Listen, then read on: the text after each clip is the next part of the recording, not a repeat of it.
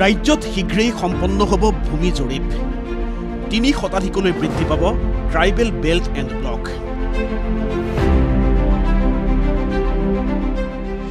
দিছপুৰত ইতিমধ্যে সম্পন্ন প্ৰথম লানি বৈঠক ২৫০০খন গাঁৱৰ তালিকা দাখিল ট্ৰাইবেল সংঘৰ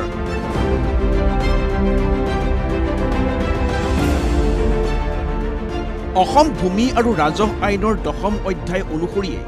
ৰাজ্যত নতুনকৈ সৃষ্টি হ'ব ক্ষুদ্ৰ ক্ষুদ্ৰ জনজাতীয় খণ্ড আৰু আবেষ্টনী কেবিনেট সিদ্ধান্ত মৰ্মে ইয়াৰ বাবে ৰাজ্য চৰকাৰে ইতিমধ্যে আৰম্ভ কৰিছে যাৱতীয় প্ৰক্ৰিয়া আৰু যদি সকলো ঠিকে থাকে তেন্তে আগন্তুক ৬ মাহৰ ভিতৰত ৰাজ্যত ৩ শতাধিকলৈ বৃদ্ধি পাব জনজাতীয় খণ্ড আৰু আবেষ্টনীৰ সংখ্যা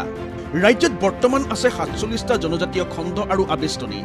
ইয়াৰে ১৭টা জনজাতীয় আবেষ্টনী আৰু ৩০টা আছে জনজাতীয় খণ্ড কিন্তু এইসমূহ জনজাতীয় খণ্ড আৰু আবেষ্টনীৰ আওতাৰ বাহিৰত আছে যথেষ্ট সংখ্যক জনজাতীয় আৰু অনুসূচিত জাতি অধ্যুষিত গাঁও সেই সংশ্লিষ্ট গাঁওসমূহক সামৰি ৰাজ্যত এইবাৰ নতুনকৈ গঠন হ'ব ক্ষুদ্ৰ ক্ষুদ্ৰ জনজাতীয় খণ্ড আৰু আবেষ্টনী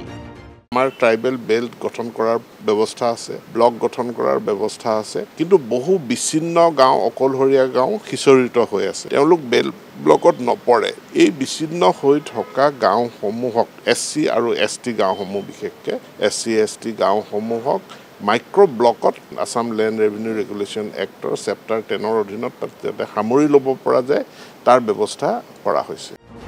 ইয়াৰ বাবে ৰাজহ মন্ত্ৰী যোগেন মোহনৰ অধ্যক্ষতাত দিছপুৰত ইতিমধ্যে সম্পন্ন হ'ল এই সম্পৰ্কীয় প্ৰথমখন বৈঠক এই বৈঠকতেই সদৌ অসম ট্ৰাইবেল সংঘই আনুষ্ঠানিকভাৱে ৰাজ্য চৰকাৰক অৰ্পণ কৰে কমেও ২৫০০খন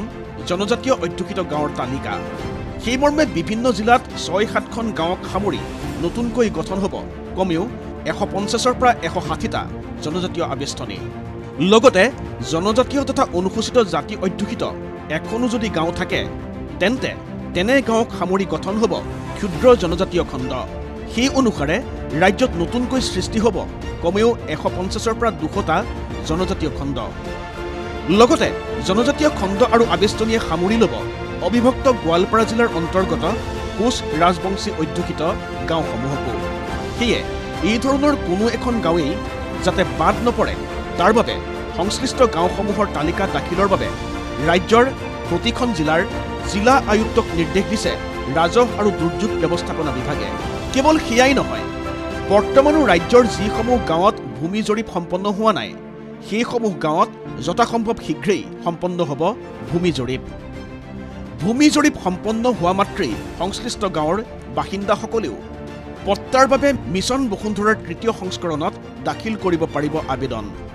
আৰু এই সকলোবোৰ বিষয় সামৰিয়ে জনজাতীয় খণ্ড আৰু আবেষ্টনী নতুনকৈ গঠনৰ বাবে কেবিনেট উপসমিতিয়ে প্ৰস্তুত কৰিব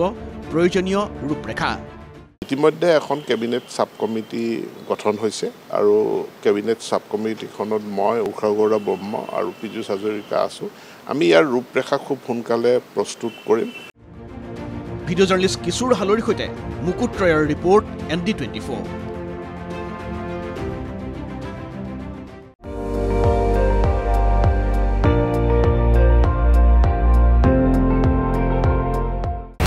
আপুনি চাই আছে ND24